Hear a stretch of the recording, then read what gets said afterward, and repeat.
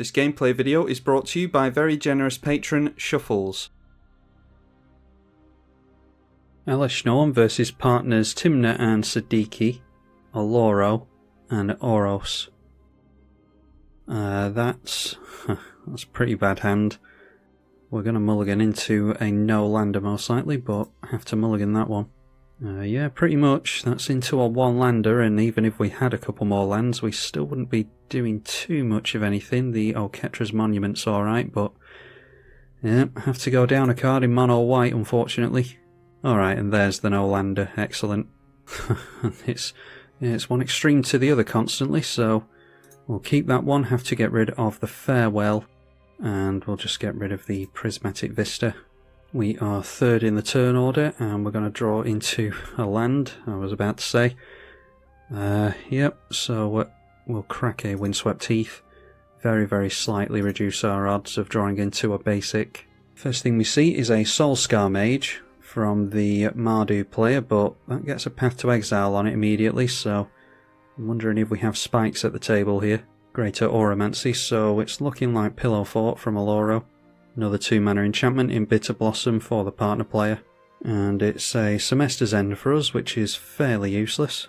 And I'm just going to play into the fact that our opponents could have removal here, because we're really just not doing anything else. So we'll go for the extra planar lens, and I'll get rid of a tap land. Humble Defector from Oros. Teferi Time Raveler now, so can't play instant sorceries at instant speed, unfortunately. A Mana Vault from the partner player, and that takes him into an Aetherflux Reservoir. We managed to keep our rocks in place presently, and there we see an Angel of Ruins, so it's probably worth going for our commander here, I would have thought. I'll be very surprised if it survives, but like I said before, we're not doing anything else. Now, I was going to say I would think that they would give this to us, but we do have a lot of mana. I mean, yeah, I think the last player I would have given it to was Oloro, to be honest. But they draw 2 cards there, giving this thing over to Oloro, and then manage to cast a Hedron Archive. Hopefully the Teferi doesn't tick down on our Elesh Norn, but it probably should. And yeah, bounces the Elesh Norn back to our hand with the Teferi, and then the Humble Defector given to us. And now seeing a Lightning Greaves from the partner player, so they can go for that onto the Teferi. Put that onto their Summoning Sick Fairy and get rid of the Teferi there, which is exactly what they're doing by the looks of it. They also gained a life from the Aetherflux Reservoir. The Fairy successfully getting rid of the Time Raveler. Okay, and we draw into an Eerie Interlude. Not going to be able to hold that up with the Elesh Norn, unfortunately. So let's go for Humble Defector. We can point that over at the Oros player. Hopefully the two of us can just bounce it back between each other, that would be good. And instead, the Oloro player has other plans, seemingly. Alright, that is a Notion Thief, which we can't do anything about, so we don't draw the cards there. The Oloro player does. Play out the Ancient Tomb, so we're just getting out the Elesh Norn again and waiting for it to be buried. Gilded Lotus from the Mardu player. And just deciding to swing in with the Humble Defector now, towards Oloro, who is at 46 life. Not going to trade the Notion Thief, I wouldn't have thought. Alright, awesome. And now seeing a Damnation from the Oloro. And after that, throwing out Authority of the Consuls. Tymna and Ikra continuing to lose out on land drops, apparently. So, just passing the turn straight over to us. We win the Mana Crypt flip. And there is a Priest of Ancient Lore for us. The Notion Thief is gone at least, but it would have been nice to play that into our commander. Blessed Sanctuary from the Mardu player. We've got that in this deck as well. Highly doubt that we'll be able to have it stick at any time this game, though. And then a Brash Taunter, seeing Phyrexian Arena from Oloro. The partner player finally getting into a third land, so we're likely going to cast Tymna here so that he can keep drawing lands. So plays out Tymna, gains a life from the reservoir. Unfortunately the Lightning Greaves and Haste is of no use while Tymna is in play, thanks to it coming into play tapped, so just going to draw 1 card, swinging in at Oloro, who should be ganged up on here, because Oloro has been a giant pain and is the type of player that just has an answer to everything. So there's Path to Exile on the Tymna. Running out of cards, down to 4 cards in hand, but we'll go straight back up to 6 at the end of the turn. Or at the beginning of his turn, I should say.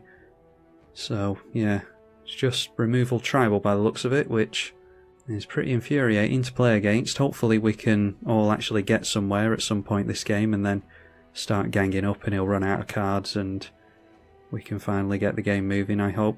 Okay, we draw into a plains, so we're going to drop that straight away. And yeah, probably should go for the priest before we swing in, just in case. So we'll gain 2 life and draw 2 cards here, assuming that the Elesh Norn stays in play. It does enter play tapped, so gain 2, draw 2. And there we see ourselves a Mind Stone, so yeah, probably just playing out the Mind Stone and swinging in at our opponent here. Then we can hold up the Semester's End and the Eerie Interlude. So we'll swing in down the middle and deal the first bits of commander damage to the Oloro player. It'd be nice if someone could blow up the Greater Oromancy, then we could exile the Phyrexian Arena from them. Hedron Archive being sacrificed by Oros in order to draw 2 cards. It's noteworthy that there's a bit of a nombo here, I think, between Brash Taunter and the Blessed Sanctuary. Preventing all non-combat damage on the Brash Taunter. That does include fighting. Anyway, missing some plays here. The Smothering Tithe being played by the Oro, or Oros, and Swan Song from Oloro. Who else? Narset Parter of Veils from Oloro. Minusing down on Narset, as you would expect. And it is Cyclonic Rift. Oloro continuing to try as hard as he can. And it is Relic Barrier. You can tap a target artifact with Relic Barrier, so that probably goes on either the Gilded Lotus or the Mana Crypt. We see Reanimate from the partner player. That is targeting the Humble Defector. Is going to come into play tapped thanks to Authority of the Consuls, but they'll be able to throw Lightning Greaves on there to protect it maybe. We'll see if Oloro has any more spot removal. Couple of fairies swing in at Narset, so definitely keeping it off the activation. Obviously, even if this came into play untapped, it wouldn't be able to draw additional cards thanks to Narset. Now, there's an argument here for us going for either Semester's End or Eerie Interlude, probably Semester's End, to try and guarantee getting into a land drop off the priest, but I don't know that our opponent doesn't have counter magic for it or spot removal in response, and I also don't know if he's going to tap down our Mana Crypt here. But it would be nice to be able to go Ancient Ruins or Angel of Ruins this turn, and followed by holding up Eerie Interlude and Semester's End. We see a Vidalcan Orrery, so could maybe try that instead of the Angel. We'll go through to combat before anything else, because I don't think they're going to tap down the Mana Crypt at this point. Go after the Narset and after the Oloro player for more commander damage. Elesh Norn is allowed to stay in play. So I'm wondering if we've got 2, 4, 6 and 7 mana, so we can go for an instant speed Angel if we want to after the Vidalcan Orrery. I think that's what we go for here. An Avacyn Angel of Hope from the Mardu player.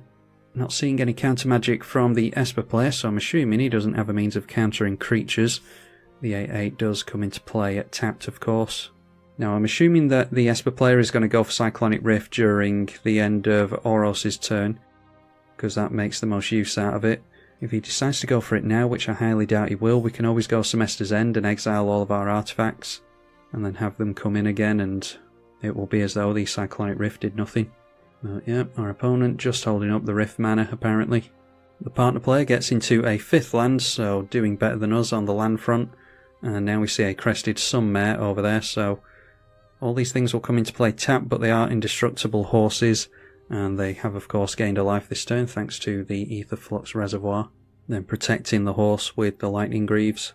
It's tempting to go for Portal to Phyrexia next turn in order to try and get ourselves into an Avacyn, but I think we just need to start dealing damage as best we can to the Oloro player, and our opponents aren't really doing much on that front, unfortunately. Wow, really? Did they have Tymna in play? I don't know why they're spreading the damage. They're dealing the damage to us with the Fairy. I think we should be piling in at Oloro. Anyway, it's one apiece. They don't have the Tymna in play, like I said, so not sure why they're doing that. Alright, so at the end of the turn we'll challenge our opponent to use this Cyclonic Rift. We'll let the Crested Sunmare resolve first. And we will cast ourselves an Angel of Ruins, see if Oloro wants to do anything about it with 4 cards in hand. Argument to be made for going for the Cyclonic Rift there, but decides not to. Alright, so, wow, really? Humble Defector, giving the card draw over to Oloro. I don't know what this player's looking at, but shouldn't be teaming up with Oloro. So that enters. We do get 2 triggers here, so it is definitely the Greater Oromancy and Lightning Greaves on the first one. And then we can go Bitter Blossom, and it'll have to be the Flux Reservoir. I mean, if this player's going to be giving the Esper player Humble Defector and plays like that, then we're not going to be going easy on him. This does mean as well that we're able to potentially recast the Angel of Ruins after the Cyclonic Rift. Just hoping that we get to untap here so that we can hold up the Semester's End during our opponent's turn. We do manage to untap, that's excellent. Okay, and we draw into a Restoration Angel. It's noteworthy that we can't flicker the Angel of Ruins with that. Could be worth trying to make a land drop here though, especially if we go Semester's End on this. We will lose a Plains if we want to keep our double mana. Let's swing in first. And we turn everything in sideways, right down the middle. Continue to pile on damage over there. Okay, and our opponent's got something by the looks of it. Alright, it's nothing that we didn't already know about, forcing them to go for the Rift a bit early.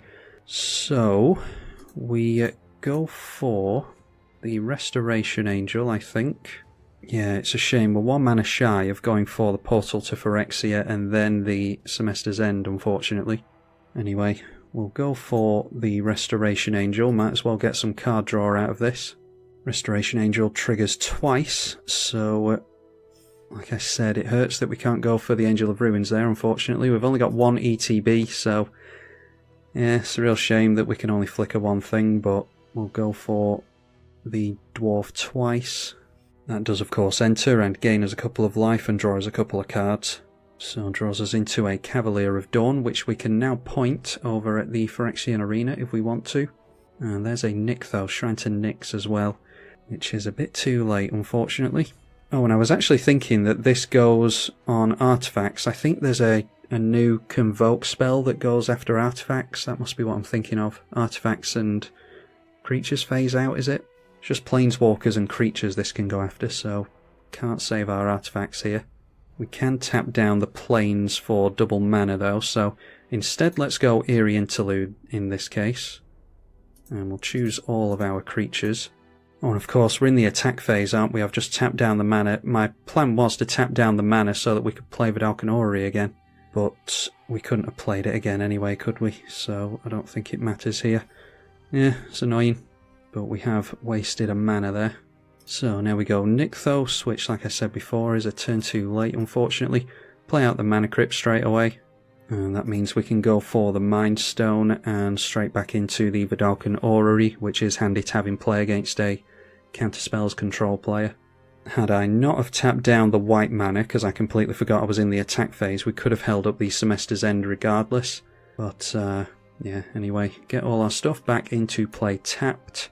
The Angel gets rid of the Relic Barrier and the Phyrexian Arena, and it gets rid of Authority of the Consuls as well, which unfortunately could help our opponents, but I don't like my stuff coming into play tapped any more than they do. Resto Angel flickers, where is it? The Priest of Ancient Lore. So that draws us into a Rumour Gatherer, and finally getting into more slow planes in the form of Myriad Landscape. We do flicker with Resto Angel. And the incremental life gain from the Dwarf is actually going to be relevant, I think. Some more flicker shenanigans in Eternal Wanderer. There's a Plaza of Heroes as well. So I think annoyingly we have to lose the extra planar lens here. We do have the Sun Titan in the deck, so we can potentially fish it back if we do actually manage to get into planes sometime this game. But it's turn 8 here and I'm not hopeful that it'll do anything for us. The Nykthos is hopefully going to do some work next turn. And there we see the original Wanderer. Exile a target creature with power 4 or greater. Please don't go after our stuff. Maybe he wants to guarantee that he keeps all his rocks and things. We did play quite nice with our opponent there.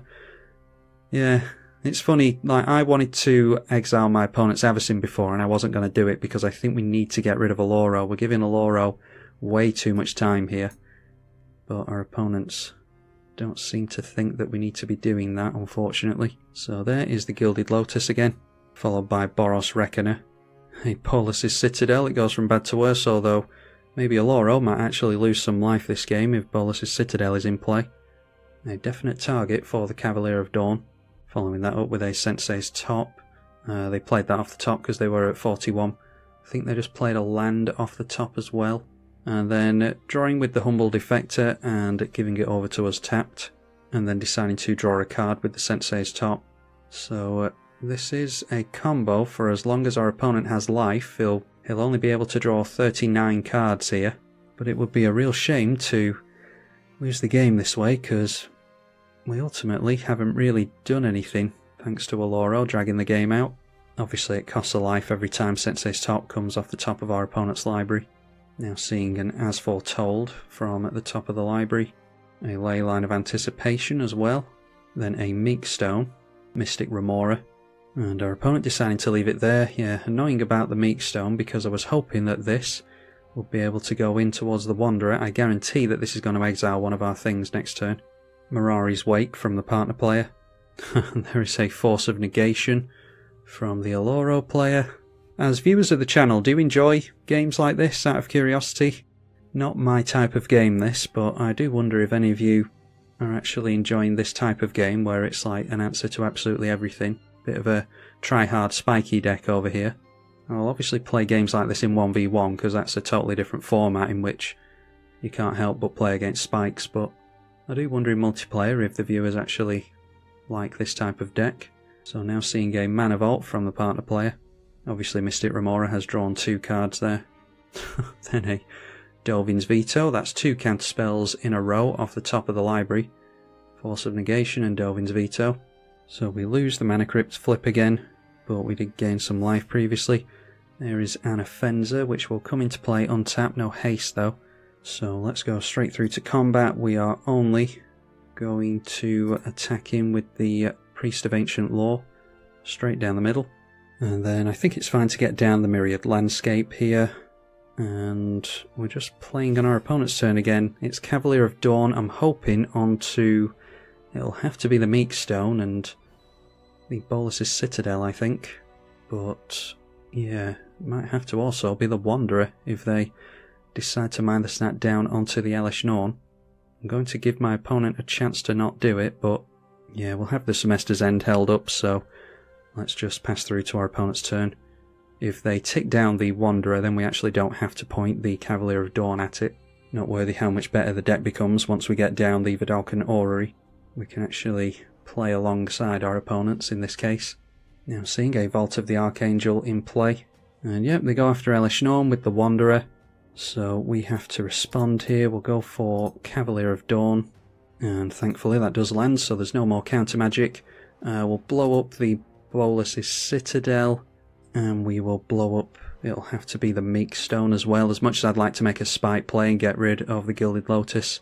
A Talisman of Progress comes down at instant speed thanks to the Ley Line of Anticipation. And then spinning the Sensei's Divining Top. So, yeah, they can spin it again, but we'll force them to use mana at least. Let's add some white mana, because we're going to try and protect our commander here anyway. It can be Rumour Gatherer first. And then Semester's End, we won't go for the Humble Defector with it, because it comes into play under its owner's control and not our control, so... just going to use Semester's End to flicker all of our creatures so that we can protect the Elesh Norn. And, I mean, I've doubted that we were going to win this since turn 1, but we're at least seeing some ETB stuff out of our Elesh Norn. So now if our opponent does manage to counter the triggered abilities, the ETBs, then we'll at least be able to get another crack at the Bolas's Citadel once Cavalier of Dawn enters again. This will be at the end of the turn when it happens though. Alright, there's a No Mercy from our opponent, so drawing into the Farewell at some point would be really useful. There's a Necropotence as well, they've gone down to 15. Necropotence will only lose them more life, and they exile the top card with the Necropotence so they can dictate which cards they pay life into with the Bolas's Citadel. And there is a Supreme Verdict, they've gone down to 9, took 2 from the Necropotence there. So I'm glad we've exiled our library, or exiled our board even. Didn't get the card draw from Humble Defector, apparently should have done that before all this occurred. We are in the first main phase. Would have given the card draw over here. Maybe we can reanimate it with Portal to Phyrexia at some point if we're desperate. So successfully getting rid of Bolas's Citadel and the Meek Stone there. Obviously some golems enter because the board wipe occurred before they resolved, so our opponent does have some power and toughness on the board now, unfortunately. Didn't activate the red creature for some card draw, unfortunately. I completely forgot about that. So Semester's End triggers at the end of the turn. The Mardu player has just passed through the turn, 5 cards in hand, but hasn't done anything here. Haven't even seen an attempt on the Oros this game.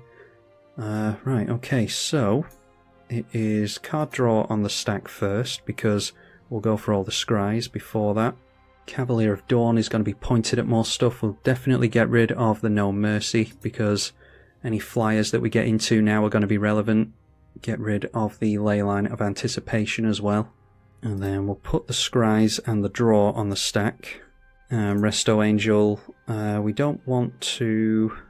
Well, we could actually flicker this and then it would trigger again for additional card draw.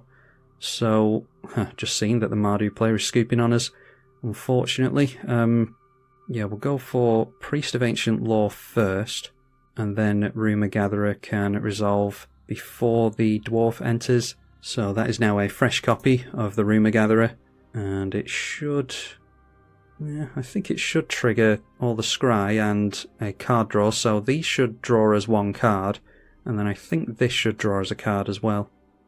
We want to go for Priest of Ancient Law on the stack first, and then we can get a scry before we draw. Alright, so there's a Felidar Retreat I don't think we need, so we can bottom that. And we draw 2 from the Priest, including, there is a Plains finally, Swords to Plowshares as well, Emeria the Sky Ruin.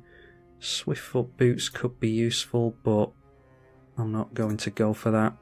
Not really sure what I'm aiming for at this point. Knight of the White Orchid is the bottom.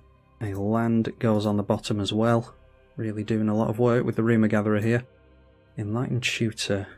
Enlightened Tutor, I mean, we're not really tangling against the Oloro player here with all the cards he's got, so there's not really anything incredible that we can tutor up, to be honest. I might go Portal to Phyrexia, but yeah, we'll bottom that as well. To Cassia's Welcome, I suppose, is alright. It's more card draw at least. Yeah, we'll try that. So our opponent gets some more golems, stuck with the Necropotence now. There's only X number of cards he can still draw with that before running out of life. So I'm hoping that there's not going to be anything too incredible that he can get into. Has 9 cards at the moment. Obviously Oloro can have him draw an additional card every turn. As Foretold gets its first counter, so we'll be able to start casting free spells with that. And now we see a Vamp Tutor from our opponent. They can draw into it thanks to the Sensei's top. Yep, so there we go. It was a Dam Overloaded. The Cavalier triggers so we can get the extra planar lens back. Our opponent taps down some mana and then draws with the Sensei's Divining Top. Then we see a Spreading Plague. Whenever a creature enters the battlefield, destroy all of the creatures that share a colour with it, so pretty damn good against monocoloured decks. And then at the end of the turn, putting 2 cards from the Necropotence into hand. Doesn't have an unlimited hand size, so we'll have to exile something here. Sort of wishing I'd kept the Swiftfoot Boots on top now, to be honest. Maybe should have foreseen that my opponent would have had another board wipe, seeing as how it's not a creature-based deck, but yeah. Anyway, Ikra Shadiki into play. So better hope that the Esper player doesn't have any black creatures that he wants to play. We see an Archivist of Ogma. We're definitely getting down the plains here, and I think I'm going to test my opponent for some counter magic first of all. Noteworthy that there's no double blue over there thanks to the Fetid Heath. If it's a 1 mana counter spell, then he could have used the As Foretold, but does tap down a blue mana. And there it is, it's an offer you can't refuse, so we do only lose 1 mana there at least. So I think it just has to be Portal to Phyrexia here. And we can start getting down like things like Cavalier of Dawn and the Notion Thief, stuff like that. Problem is, if our opponent's eager to get down Tymna, it's going to blow up the white stuff that we have going on. But we could just slow the Oloro player right down by just constantly going Cavalier of Dawn. Anyway, Portal to Phyrexia is what we're going for here. And we do get to hold up the Swords to Plowshares if that's relevant. Also get to blow up the Ikra Shadiki, which isn't my intention here. I was always going to play the Portal to Phyrexia. But, yeah, it's just a shame that we get to wrap up our opponent's commander in the process. Okay, we get more counter spells out of our opponent's hand. They go down to 4 cards in hand at least. They exiled there a Moonsnare prototype, so still got the Spreading Plague to worry about. Our opponent goes back up to 10 life, and as foretold, going to have another counter put on it. Does get to a point, eventually, where the as foretold becomes useless, but we're many turns away from that yet. And they didn't even make use of it last turn, which might suggest that they don't have another 1-mana counterspell in hand. They're obviously not drawing cards thanks to the Necropotence. They go down to 3 after playing a land. One of their lands is Serra's Sanctum, that might have been the one they just played. So getting 3 white mana from that.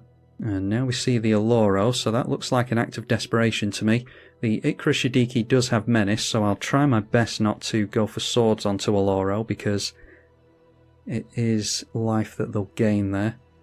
Oh, they do blow up the Ikra Shadiki, don't they? Yep, because Oloro is a black creature.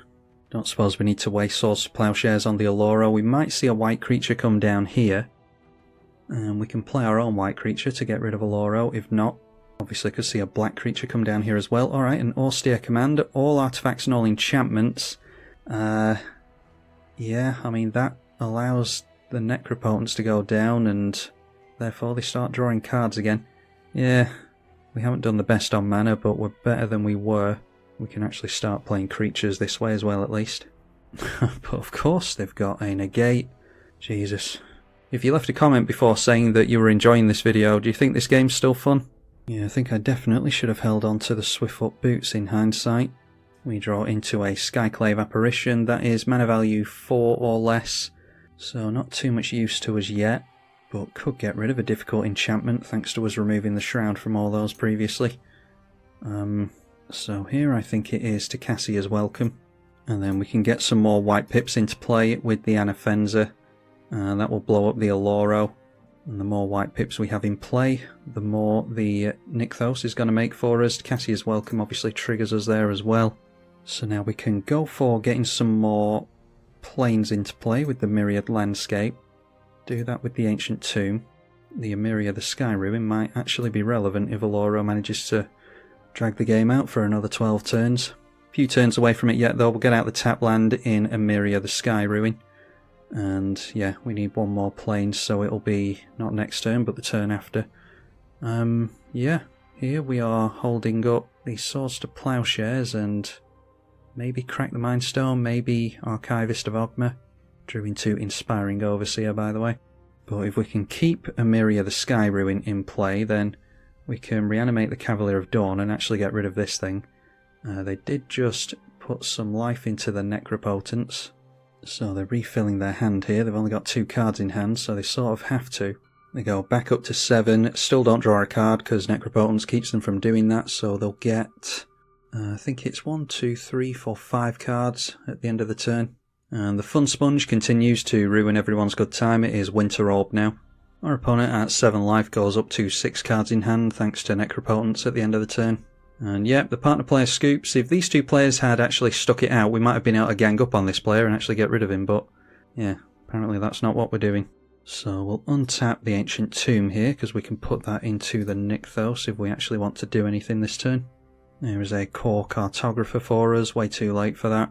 So we definitely get down to planes here, and now we've got access to all 7 planes that we need for Emiria the Sky Ruin next turn. I think we turn in sideways on our opponent.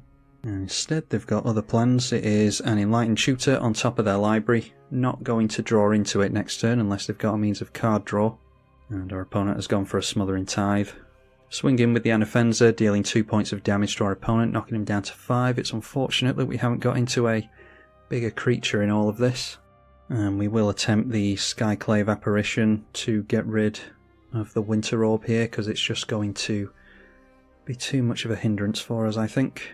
Obviously we lose the Anafenza here thanks to the enchantment, but there's not a whole lot else we can do here. Have to get through the counter magic first. Do manage to land it, so it's Skyclave Apparition onto the Winter Orb. The Anafenza is going to bolster 1. We draw a card to Cassia's Welcome as well. Spreading Plague blows up the Anafenza like we said. Still get the triggers here though. And we draw into a Plains. Could have floated some mana whilst Anafenza was in play with the Nykthos, but don't think we can really guarantee that we're actually going to blow up the Winter Orb here. Alright, but we do manage to exile Winter Orb, that's really good. So We get only 3 mana from the Nykthos. We could go for Eternal Wanderer, but I don't think there's really anything that we want to exile. I think I'll do it anyway here. It's not like we're doing much of anything else. We can just tick up the Eternal Wanderer for the sake of it, just to get more loyalty onto it. Just noting here as well, it would be good to reanimate something with a Myria. It is a May ability. Problem is, if we get the Cavalier of Dawn to blow up this, it could set us off to the races. It would buy our opponent another turn though, because this thing would get blown up, annoyingly. Anyway, let's go for the plus. And we're not going to target anything. Could target the Mana Crypt, I suppose, although is there much point in doing that? Might as well, I suppose. Being able to untap rocks with the Vidalcan Orrery in play could be relevant to us at some point. More life gained from the Oloro, which effectively cancels out what we've just done. As foretold, has the ability to make a free 4 mana spell. And now it's even more card draw in the form of a Rhystic Study. That buffs the Serra's Sanctum as well, of course. And there we see the Sensei's Top again, which was put on top previously. And then drawing a card to the Sensei's Top. I don't think they even spun that first, did they? Now the Smothering Tithe comes into play. I don't think mana's really an issue for our opponents, so that's going to be more of a distraction than anything, I imagine. A Soul Ring for even more mana. Down to 2 cards in hand. I'd love to know how our opponent actually wins. Okay, our opponent risking going down there, going down to 4 with the Necropotence. If we get into a haste effect for the Eternal Wanderer, we could put 4 damage on our opponent. Okay, going down to 3, so we just swing in with this thing next turn. Unless he's got an answer for the Skyclave Apparition. Going down to 2 life there. Just hoping that he gets into an answer maybe. That's 7 cards in hand, obviously going through to his end step and drawing with the Necropotence. Yeah, we're going to hope that we've got an answer here. Saying no to the Cavalier of Dawn, coming back with the Emeria the Sky Ruin. I'm very much expecting a Swords or a Path from our opponent. Okay, we draw into Blessed Sanctuary. Not bothered about giving our opponent mana with the Smothering Tithe.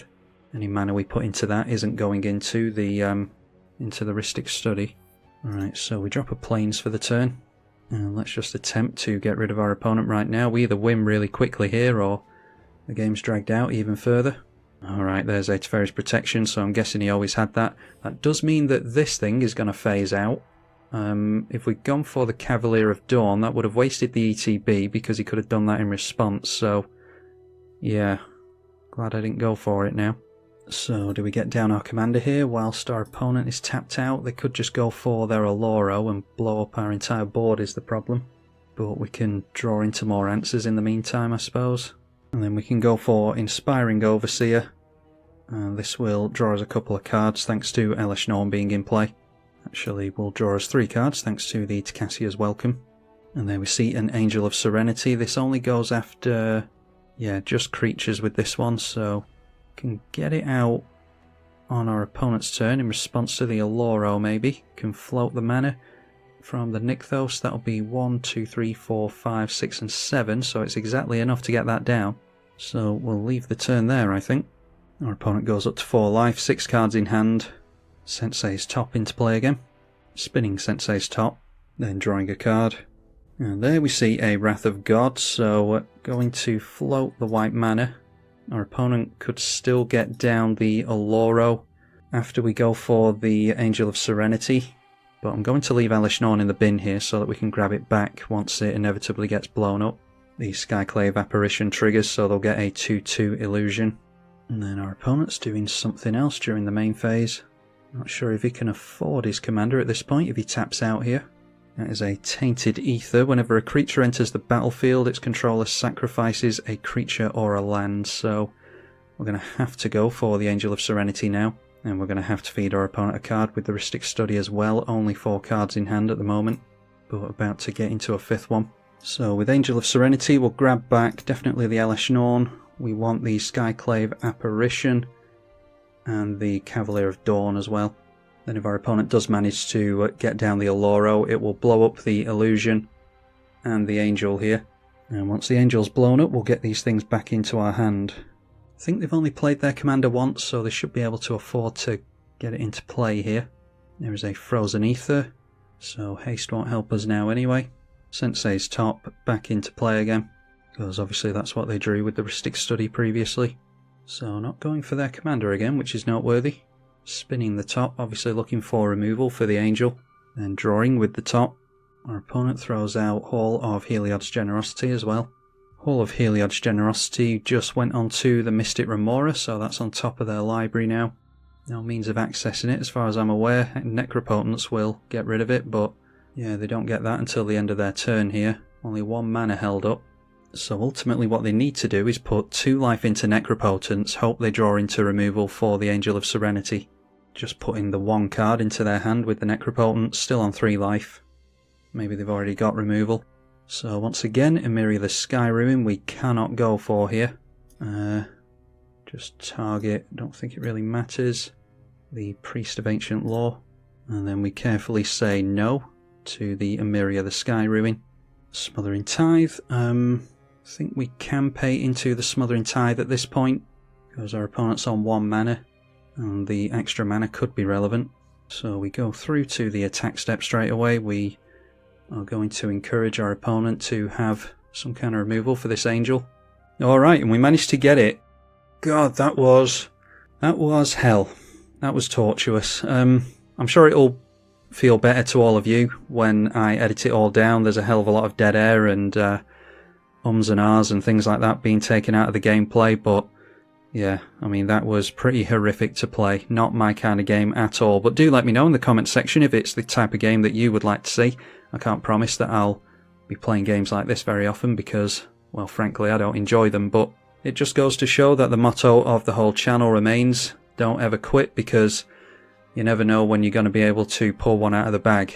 I wanted to quit pretty much from turn 1, but we managed to come back from I think it was a 5 mulligan, and managed to beat out what was, frankly, far too powerful a deck for this one, I think. I think the power levels were totally mismatched. But that's what happens on Magic Online. There was no caveat to this game, in all fairness, so there was always a chance that that was going to happen. Hopefully you all enjoyed it. Be sure to consider donating on Patreon via the link in the description below if you did. Massive thank you to the very few of you who do that already. I'm Tribalkai. Thank you for watching.